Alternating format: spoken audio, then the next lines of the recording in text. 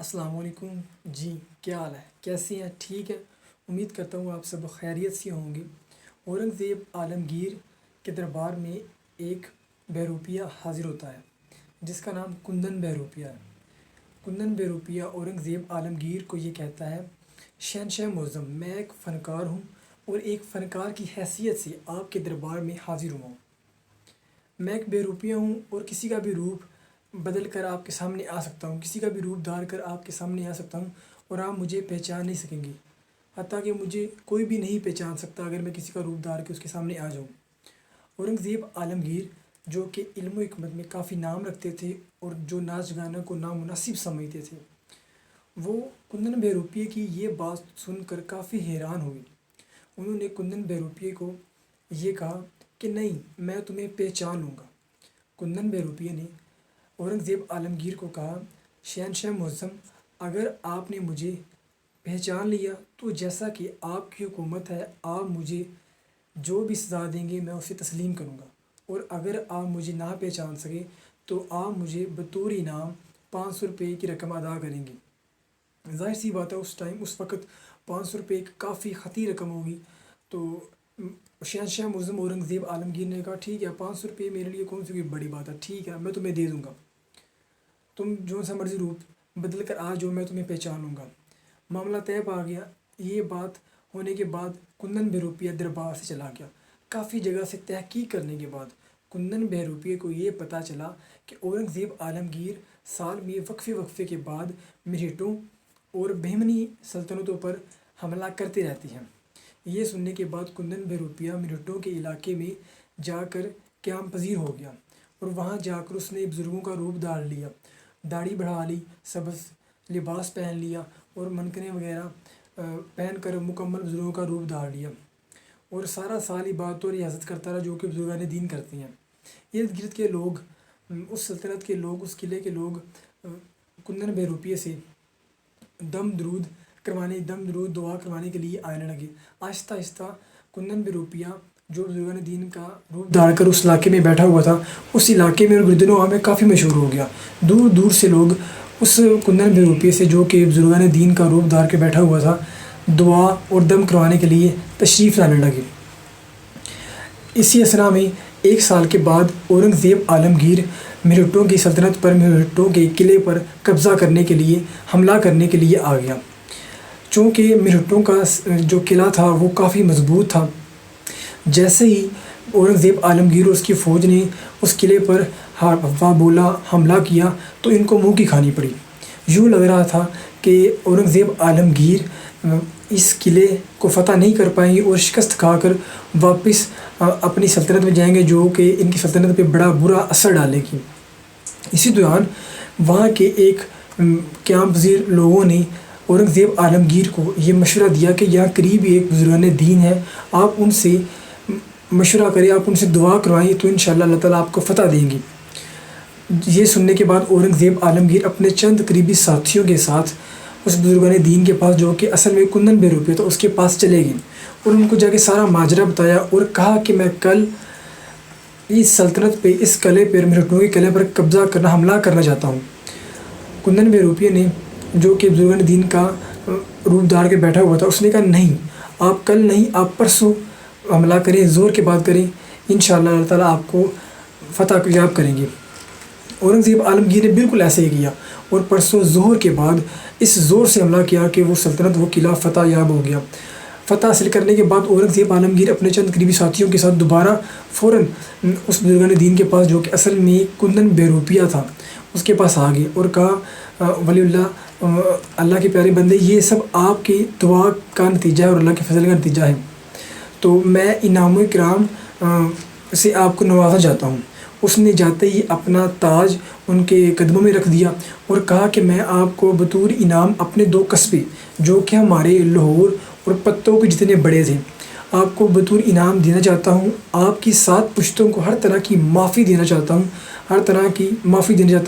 اور آپ کو اس کے علاوہ بھی خزانے دینا چاہتا ہوں۔ ولی اللہ نے، بزرگان دین، جو کہ اصل میں کندن بہروپیہ تھا، اس نے بادشاہ کو کہا، شہنشاہ معظم، ہم فقیر ہو گئے، ہم ان سب چیزوں کی کوئی ضرورت نہیں، آپ جائیں، یہ سب اللہ نے کیا۔ تو خیر، کافی منت سماجت کے بعد بادشاہ کو شہنشاہ معظم کو اورنگزیب عالمگیر کو وہاں سے مایوس لوٹنا پڑا۔ اگلے دن جب اورنگزیب عالمگیر اپنے تخت پر چڑھ کر اپنی قوم کو اس چیز کی نوید خوشی سنا رہا تھا کہ ہم نے مرہٹوں کا علاقہ قلعہ فتح کر لیا، اسی دوران وہ ولی اللہ و بزرگان دین جو کہ اصل میں کنن بہروپیہ تھا دربار میں حاضر ہوا۔ اس کو دیکھتے ہی اورنگزیب عالمگیر فوراً اپنے تخت سے نیچے اترا اور آ کے ان کنن بہروپیہ کے جو کہ بزرگان دین کا روپ دھارا ہوا تھا اس کو کہا کہ ولی اللہ صاحب، بزرگان دین، آپ یہاں پہ کیوں آئے ہیں؟ آپ نے یہاں پہ آنے کی تکلف کیوں کیا؟ آپ مجھے بلا لیتے، میں آپ کے پاس آ جاتا۔ آپ یہاں کیوں آئے؟ آپ نے یہاں آنے کی تکلف کیوں کیا؟ کنن بہروپیہ تھوڑا سا مسکرایا اور اس کو اورنگزیب عالمگیر کو یہ کہا، اورنگزیب عالمگیر، شہنشاہ معظم، آپ دھوکا کھا گئے ہیں۔ میں وہی کنن بہروپیہ ہوں جو آپ سے اس چیز کا معاہدہ شرط لگا کے گیا تھا کہ آپ مجھے نہیں پہچان سکیں گے۔ میں اپنی انعامی رقم 500 روپیہ لینے کے لیے آپ کے پاس حاضر ہوا ہوں۔ یہ بات سن کر شہنشاہ معظم اورنگزیب عالمگیر کافی حیران ہوئے۔ انہوں نے کہا، ٹھیک ہے، 500 روپے تو کوئی مسئلہ نہیں، میں وہ آپ کو دے دیتا ہوں، لیکن میں اس چیز سے حیران ہوں کہ جب میں کل آپ کو اپنی 2 سلطنت، 2 قصبے، اتنے انعام اکرام اور 7 پشتوں کو ہر طرح کی معافی دے رہا تھا، اس کے آگے تو 500 روپے کی تو کوئی اوقات نہیں ہے، تو آپ نے کل وہ ساری چیزیں لینے سے انکار کر دیا اور آج محض 500 روپے کے لیے میرے پاس تشریف لائی ہیں، یہ کیا ماجرا ہے؟ اور جب انہوں نے یہ سوال پوچھا تو جو جواب کنن بہروپیہ نے آگے سے دیا وہ سنہری حروف سے لکھنے کے قابل ہے۔ اس قدر گہری اور اچھی بات کیا ہے کہ اگر ہم اس کو اپنی زندگی میں اپنا لیں تو ہم بھی کافی بہتر ہو سکتے ہیں۔